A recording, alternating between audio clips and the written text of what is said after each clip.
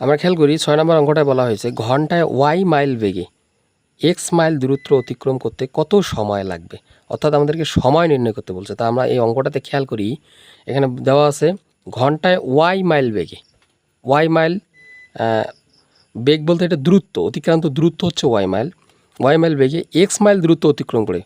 তার মানে এইটা হচ্ছে ওয়াইটা হচ্ছে গতিবেগ, ওয়াই মাইল বেগে যাচ্ছে এত বেগ, এটা হচ্ছে গতিবেগ, আর এক্সটা হচ্ছে দূরত্ব, কত দূরত্ব, এক্স দূরত্ব অতিক্রম করতেছে। তাহলে আমাদেরকে সময় বের করতে, তাহলে আমরা জানি গতিবেগের সূত্র হচ্ছে গতিবেগ সমান